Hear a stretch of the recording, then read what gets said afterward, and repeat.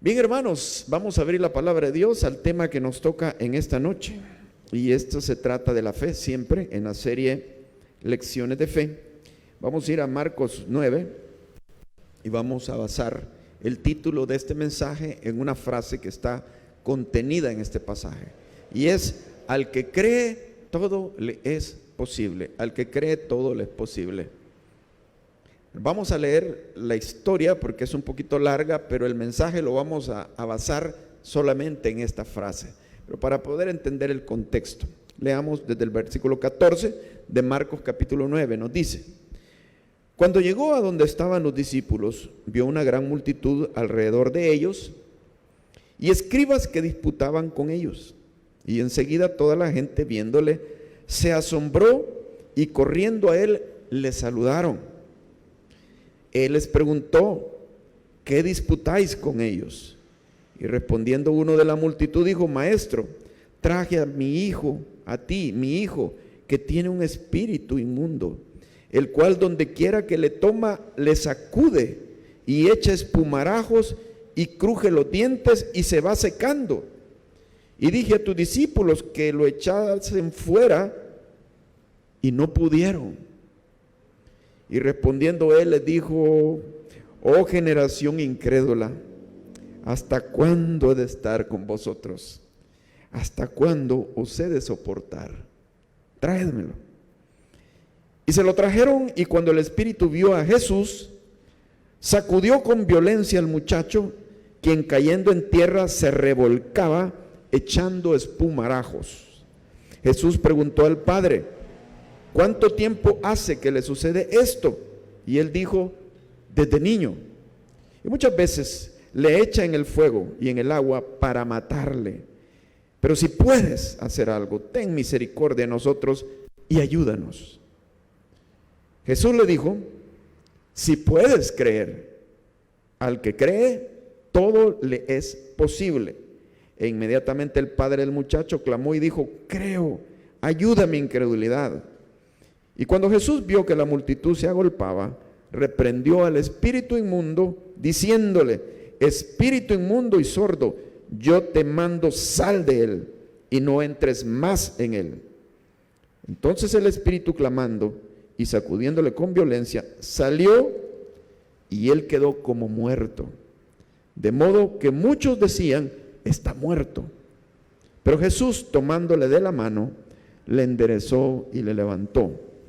Cuando él entró en casa, sus discípulos le preguntaron aparte: ¿por qué nosotros no pudimos echarle fuera?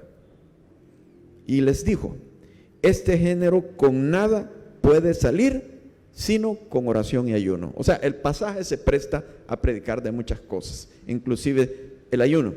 Pero nos vamos a centrar en esta frase. Cuando el hombre le dijo: si puedes, ten misericordia, sana a mi hijo, echa fuera el demonio, si puedes ayudarnos. Y Jesús le dice: si puedes creer. Así como le dijo: si puedes hacerlo, pues Jesús le dice: si tú puedes creer, lo hago. En otras palabras, al que cree, todo le es posible. Maravillosa frase. Para mí esta frase nos abre una puerta inmensa de posibilidades. Todo le es posible al que cree, todo. Y si uno se pone a pensar esto, uno dirá: wow, todo le es posible al que cree. Entonces le voy a pedir a Dios esto, le voy a pedir lo otro, todo lo que yo quiera se lo voy a pedir. Y Él me lo va a dar, si le creo. Quiero dar una explicación sobre esto porque me parece a mí que algunos se han equivocado al interpretar esta frase. Ahora, no le estoy tratando de hacer sombra a esta frase en lo que el Señor quiere decir. Es cierto, al que cree, todo le es posible. Pero me refiero a que a muchos se han equivocado y hay lo que se llama el movimiento de fe y prosperidad, donde muchos predican este pasaje y otros pasajes, sacándolos de contexto, y mucha gente ha llevado desilusiones por querer aplicar ciertos versículos. Cuando dice: al que cree todo le es posible, da a entender como que todo lo que yo quiera, Dios me lo va a dar, como que fuera, digamos, aquel genio de la lámpara maravillosa, y que Dios estuviera en el plano de, amo, ¿qué pides? Pide lo que desees y yo te lo voy a dar, porque Dios es todopoderoso, y si es todopoderoso, bueno, me daría lo que yo quisiera. Se pone a Dios de esa manera. Esto ha llevado a mucha gente a equivocarse. Ejemplos: seguimiento que le daban a un enfermo que este predicador Benny Hinn lo declaró sano, y le dan el seguimiento posteriormente a la campaña donde él estuvo y lo declararon sano. Llegaban los reporteros, le preguntaban a los papás cómo iba, decían, pues estamos creyendo de que Dios ya lo sanó, pero el joven seguía mal, ¿verdad? Estamos creyendo que Dios lo sanó. Días después lo visitan y el Señor ha dicho que está sano, y está sano, lo ha declarado sano, pero el muchacho no se levantaba, estaba igual enfermo, pero ellos creían que Dios lo había sanado. Tiempo después lo visitan y el joven había muerto, y los papás quedaron con su corazón desgarrado y una lucha. ¿Qué pasó? Porque si creemos, dice Dios que va a ser el milagro, debemos de creer. Algunos llevaron esto más allá. Leía de una familia en uno de estos grupos que le digo, de movimiento de la fe y la prosperidad, que creyeron en que Dios había sanado a, no sé si parece que era un hijo, creo que más bien es un hijo el que sanaron. Y siguieron igual, el mismo proceso, pero muere el hijo y ellos seguían creyendo. Murió, pero Dios dice que nos va a contestar lo que le hemos creído. Y entonces, ¿ahora qué creían si ya el hijo había muerto? Creían que iba a resucitar, porque Dios iba a responder la oración, que su hijo siguiera vivo. Creían que iba a resucitar e hicieron una reunión de resucitación. ¿Qué sucedió? ¿Creen que resucitó? No resucitó. Entonces, ¿es cierto o no es cierto lo que aquí dice? Al que cree, todo le es posible. ¿A qué se refiere con todo? Ahora, hermanos, siempre que nosotros agarramos un versículo, hay que ver el contexto, a qué se está refiriendo. ¿Qué está haciendo Jesús ahí? Está echando fuera demonios. Está haciendo algo que se sabe que es la voluntad de Dios. Tú tienes autoridad de creer en cosas, y aquí vamos al primer punto, cosas que sabes que son la voluntad de Dios. Entonces, cuando uno tiene testimonio de la Biblia, tiene promesa de la Biblia, que ese tipo de cosas son la voluntad de Dios. Proveerte para tus necesidades, ¿es o no es la voluntad de Dios? ¿Qué crees? Es la voluntad de Dios. Ahí tienes luz verde para creer y aferrarte a creer, porque eso es la voluntad de Dios. Cuando nosotros también tenemos situaciones que exactamente no están especificadas en la Biblia, pero son cosas que darían gloria a Dios. Son ese tipo de cosas que Dios quisiera que sucedieran. Más nos inclinamos a creer que esas son las cosas que glorificarían a Dios. Tenemos también confianza de que Dios puede responder eso.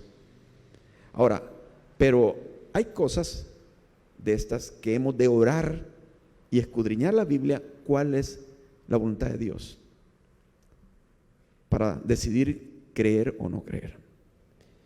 Ahora, no digo decidir creer o no creer en Dios, no, sino que creer o no creer en que eso va a suceder. Les recomiendo leer la biografía de este hombre, George Mueller. se le llama el apóstol de Bristol, el apóstol de la fe, allá por el siglo XIX o principios del XX, por ahí, creo que el siglo XIX. Este hombre era un pastor que se decidió vivir por fe y de vivir orando para ver el poder de Dios y que esto trajera gloria a Dios. La visión que Dios puso en su corazón era establecer orfanatos, porque habían muchos niños que vivían en la calle, abandonados, orfanatorios. Dicen que durante su vida recibió millones de dólares en ofrendas sin pedir, porque la filosofía de él era no pedir al ser humano, sino que solo a Dios. Él oraba, pero no andaba pidiéndole a la gente. De repente llegaban dinero, no sabía ni de dónde. Pero me llama mucho la atención porque al leer su biografía, él, por ejemplo, fue guiado por Dios a establecer varios orfanatos, en realidad. Pero él oraba y escribía en su diario cosas como: estoy orando por un nuevo orfanato, necesitamos albergar a más niños, tengo tantos meses de estar orando y estoy orando porque Dios me guíe mi corazón, y esto que estoy queriendo yo, otro orfanato, no sea parte de mi vanidad, sino que yo no tenga mi propia voluntad metida en eso, sino sea netamente de Él, y que yo esté tranquilo si Él quiere hacerlo o si no quiere hacerlo. Decía: no le he contado ni a mi esposa esta idea que tengo, para no ser influido por ella.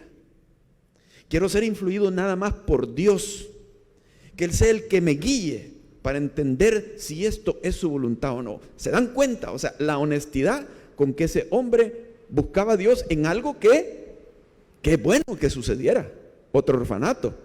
Pero también él quería que esto fuera de Dios y no de la voluntad de Él. Porque podría ser que alguien por vanidad quiere tener un gran ministerio, un buen ministerio, pero su ego está involucrado en eso. Entonces Dios le guió de esta manera. Entonces cuando decimos que podemos confiar en que Dios va a dar algo, es porque tenemos la certeza de que eso es la voluntad de Dios. Cuenta la historia que sucedían milagros de este tipo. Una mañana no tenía desayuno los niños y era hora ya de comer. Se reúne con los niños y ¿qué hacía? ¿Qué dice la Biblia? La Biblia dice que Dios alimenta a las aves del cielo. Dice que no temamos y ni nos preocupemos por qué comeremos, porque Dios lo va a proveer. ¿Era o no era la voluntad de Dios? Era la voluntad de Dios. En base a esto, él se reunía a los niños y les decía: niños, le vamos a dar gracias al Señor por los alimentos que nos va a dar hoy. Pues los niños viendo la mesa y no había nada. Cuenta la historia. Tocan la puerta al rato, tocan la puerta. Eran unos soldados. Y les dicen: ustedes tienen aquí un orfanatorio ahora. Sí. Quisieran esta comida, nos acaban de dar una orden que tenemos que trasladarnos a tal lugar y íbamos a desayunar ahorita. Entonces esta comida se nos va a perder. ¿La quisieran ustedes? Claro que sí. Ya ven, niños, el Señor obrando. El Señor es todopoderoso. Y Él vivió una vida así, preciosa vida, hermano. Eso es para a nosotros animarnos que tenemos un Dios verdadero, real, y que podemos confiar en Él. Mira, de vez algo es su voluntad. Ahora, en ocasiones probablemente también podemos aplicar esto. Dice en Romanos 8, porque no sabemos pedir como conviene, pero el Espíritu nos ayuda en nuestra debilidad, intercediendo por nosotros con gemidos indecibles. Y el que escudriña los corazones sabe cuál es la intención del Espíritu, porque conforme a la voluntad de Dios intercede por los santos. En otras palabras, hermano, cuando tú de verdad eres honesto para orar, tú oras lo que tú te propones, lo que tú tienes en tu mente, pero probablemente no sea la voluntad de Dios así exactamente como Dios quisiera que lo pidieras. Esa es nuestra debilidad, somos débiles, no sabemos pedir como conviene. Pero que no nos preocupemos porque el Espíritu nos ayuda en esa debilidad. Entonces, cuando tú estás orando, dice que el Espíritu Santo paralelamente está orando también. Y Él está corrigiendo tu oración ante Dios. Tú no te das cuenta. Pero entonces dice que Él intercede con gemidos indecibles. Y Dios capta la intención del Espíritu.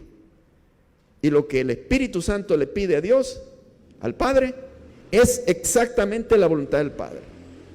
Tratemos de ilustrarlo de esta manera.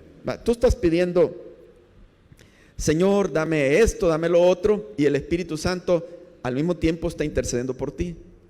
Y Él va diciendo, Dios, exactamente no es así el asunto, pero yo te pido por Él de esta manera. Tal vez tú le dices a Dios, Señor, yo quiero ya quiero dentro de poco esto. Pero el Espíritu Santo interpreta, dice, yo sé, Padre, que tú tienes un tiempo para esto, dáselo en el tiempo tuyo. O sea, el Espíritu corrigió tu oración. Hay una sinceridad en ti para pedir. Y te das cuenta que más adelante Dios te concede la petición, pero no de la manera como tú le habías pedido o como tú creías. Lo hace a su manera, pero termina respondiendo. Y termina respondiendo con mejores beneficios de lo que tú habías pedido. Eso es lo que dice la palabra. Que Él es poderoso para hacer las cosas mucho más abundantemente de lo que pedimos o entendemos. Cuando Dios va a responder algo, te responde mejor de lo que habías pedido o habías entendido. Hay que confiar en eso. Pero tiene que haber la honestidad de buscar la voluntad de Dios. No me voy a yo empezar a imaginar, esto es la voluntad de Dios, esto es la voluntad de Dios, y empecinarme con eso y agarrar este versículo como para pedir algo que yo quiero. Claro, muchas veces es algo que tal vez uno no quiere algo malo, quiere algo bueno, pero no es exactamente así la voluntad de Dios. Tenemos que depender primero de la voluntad de Dios, y de esa manera sí vamos a tener vía libre para la respuesta a nuestras peticiones, como dice en 1 Juan también, que dice que sabemos que si pedimos conforme a la voluntad de Dios, sabemos que tenemos las peticiones que le hayamos hecho. Sabemos que la tenemos seguridad, porque pedimos conforme a su voluntad. Así que tienes algo en tu corazón y todavía no estás seguro cómo orar por eso, tómate tu tiempo, ora de todos modos por eso, pero en medio de tu oración pídele, Señor, ¿cómo te debo de pedir por esto? ¿Cuál en sí será tu voluntad? Tu voluntad es mejor que la mía. Yo te pediría, Señor, dámelo la otra semana, ya respóndeme. Y atenerse a que Dios lo haga a su manera, como que a veces no nos gusta, ¿va? Yo ya lo quiero la otra semana, pero Dios puede decir, todavía no. Van a ser 3 meses. Ay, no, hombre. Pero al final Dios lo va a terminar haciendo como Él dice. Aunque te empecines y empieces, no, la otra semana y la otra semana y la otra semana. No va a ser así. Va a ser como Dios dice. Pero te vas a dar cuenta cuando Dios te lo dé, que te lo dio en el tiempo oportuno de una manera tan hermosa. Porque dice la palabra, todo es hermoso en su tiempo.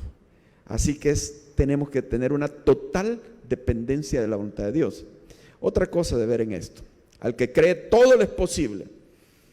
Se refiere a cosas que solo mediante el poder de Dios pueden ser posibles.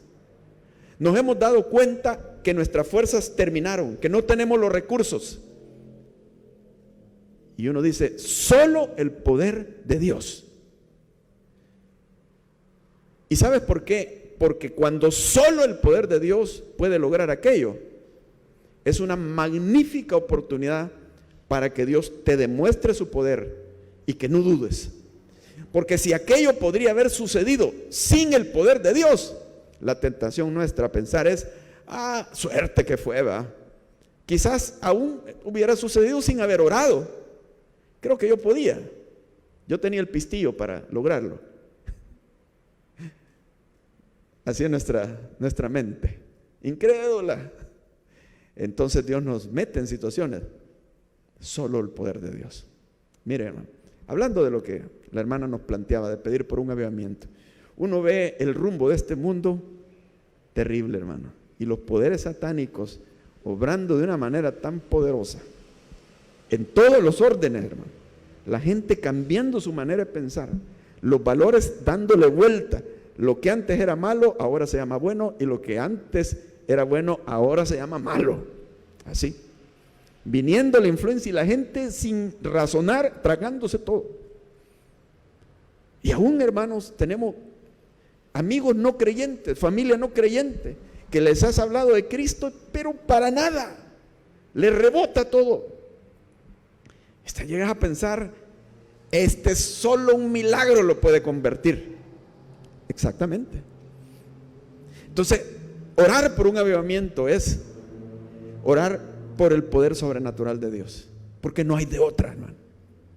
No se van a convertir si Dios no obra poderosamente en sus vidas. Muchas veces Dios tiene que quebrantar el ego, la arrogancia, la autosuficiencia, desbaratarle las teorías a alguien para hacerlo llegar al polvo, besar el polvo, morder el polvo, para que estando en esa situación de quebrantamiento, Dios le pueda iluminar a Jesucristo y hacerlo arrepentirse y venir con lágrimas a Dios. Solo el poder de Dios. Ya han habido avivamientos en otras épocas. Se habla de los avivamientos en Norteamérica, en Gales, en Inglaterra, por el siglo XIX, XVIII, donde se habla de cómo el poder de Dios caía en regiones y la gente comenzaba a llorar, a arrepentirse con los mensajes. Famoso avivamiento de Jonathan Edwards, se llamaba el hombre. Predicó un mensaje, dicen ha sido el mensaje quizás más impactante de la historia. Se llama Pecadores en las manos de un Dios airado. Si se pueden encontrarlo, lean. Pecadores en las manos de un Dios airado. Cuenta la historia que este predicador predicaba leyendo un escrito. Imagínense, qué aburrido. Leyendo lo que había escrito. Comenzó a predicar en una iglesia que se supone que son creyentes los que hay en esa iglesia. Estaba abarrotada la iglesia. Y dicen que cuando él predicaba, leyendo, o sea, había tal poder que la gente pronto comenzaba a llorar. Y aquello que él les va describiendo el infierno. Y los hace sentirse inseguros de su supuesta conversión. Porque se ve que muchos de ellos no se habían convertido en realidad, pero eran miembros de las iglesias. La gente temblaba del miedo, gritaban, él no podía continuar con el mensaje, lloraban, se agarraban de las sillas cuando él les hablaba del infierno, que todo pendía de la misericordia de Dios, porque en el momento que ellos murieran, descendían al infierno. Ese avivamiento se extendió por aquella región. La iglesia a veces cae en épocas de apatía, de dureza. Los inconversos se vanaglorían, se burlan de los cristianos. Y estos avivamientos trajeron cambios y transformaciones en aquellos pueblos, en aquellas sociedades.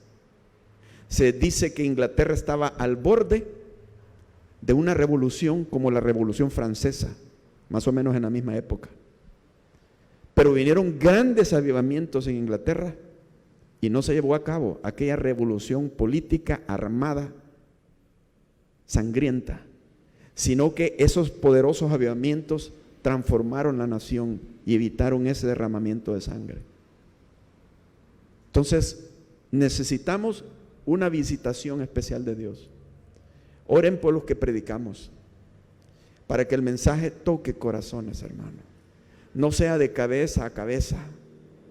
el Espíritu Santo pueda, como dice la palabra, dar convicción de pecado, de justicia y de juicio. Porque si una persona no está bajo convicción de pecado, no hace caso de lo que Dios diga, le rebota la palabra.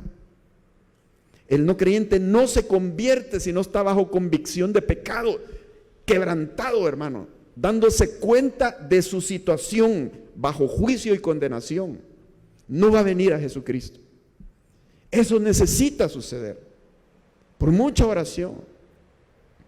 Y es porque creyentes han llegado a humillarse delante de Dios y empiezan a clamar por un avivamiento.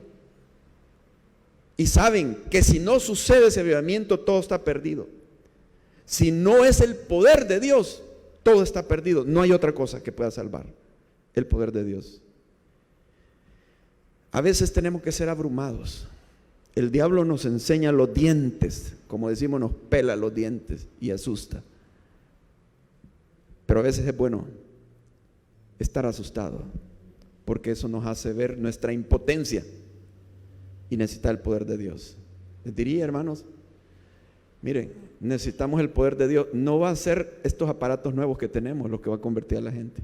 Tenemos una camarita nueva, han venido otros aparatitos y pensamos mejorar las transmisiones, pero no va a ser eso. No va a ser porque tengamos varios ministerios y tampoco qué bonito local tienen, bien ubicado en calle principal y todas esas cosas. Son buenas tenerlas, pero no es eso lo que hace convertirse a una persona, es el Espíritu de Dios. Tampoco va a ser el aire acondicionado. Podemos pedir aire acondicionado, un día tal vez lo tenemos, qué bonito, le va a dar ganas a la gente de venir, pero no las va a convertir si no es el poder de Dios. Entonces, al que cree todo es posible. ¿Por qué? Porque esas cosas que debe de creer tienen que ser cosas que solo el poder de Dios las logre y no el poder humano. Debe determinarse toda confianza en el poder de los recursos y de otros asuntos que pueden ser superficiales y pensar solo el poder de Dios, para que nos quede bien demostrado que no ha sido la suerte, no ha sido nuestra manera de hacer las cosas, nuestros métodos, ha sido el poder de Dios. Y una tercera cosa que quiero enfocar acá: todo le es posible al que cree. Se refiere a cosas en las cuales yo estoy dispuesto a involucrarme. ¿Quieres que Dios haga algo? Te pide involucrarte a ti. Mire lo que sucede con este hombre. Este hombre le pide misericordia al Señor. Su hijo estaba endemoniado. El demonio trataba de matarlo y le dice: lo he traído a tus discípulos y no han podido echar fuera el demonio. Pero si tú puedes hacer algo, ten misericordia de nosotros. Si puedes hacer algo. Y entonces Jesús le dice: pero si tú puedes, yo puedo, como diciendo, yo sí puedo, pero tú estás dispuesto.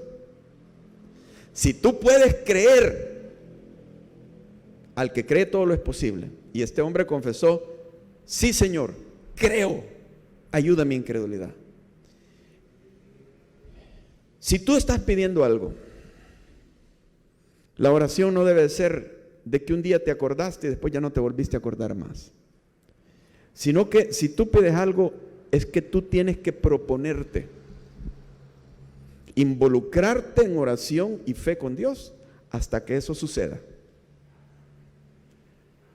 ¿Se recuerdan aquella lucha que tuvo Jacob con el ángel de Jehová? ¿Se recuerdan? Génesis 32. Cuando se le aparece el ángel de Jehová aquella noche que estaba solo Jacob, desesperado, angustiado. Y dice que luchó físicamente. Toda la noche pasaron luchando. Y cuando ya se acercaba la mañana, le dijo: déjame, porque ya viene el alba. Y dice que el ángel le hirió el encaje del muslo a Jacob, y Jacob ya no podía seguir luchando. El ángel lo venció en ese sentido. Pero ¿qué hizo Jacob? Se agarró del ángel y le dijo: no te dejaré ir hasta que no me bendiga. ¿Qué hizo el ángel de Jehová? Lo bendijo. Se involucró Jacob, se aferró al ángel. No te dejaré ir hasta que no me bendigas. Cuando nosotros le vamos a pedir algo a Dios, yo creo que Dios está viendo la actitud. Y aquel versículo que dice: Jehová está cercano a los que le invocan, y sigue, a los que le invocan de veras. Así dice, de veras. Entonces Jacob se aferró: no te dejaré ir hasta que no me bendigas. ¿Quiénes están dispuestos a no dejarlo ir hasta que los bendiga? Pero también ¿quiénes están dispuestos a seguir aferrados hasta que los bendigan? ¿Estás dispuesto a involucrarte en lo que estás pidiendo?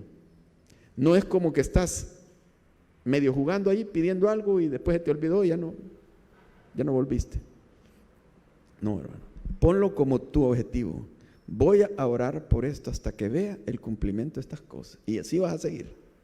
Si duran días, semanas, meses o años. Y alguien puede decir: años, pero no, si quizás me voy a aburrir, me voy a desanimar.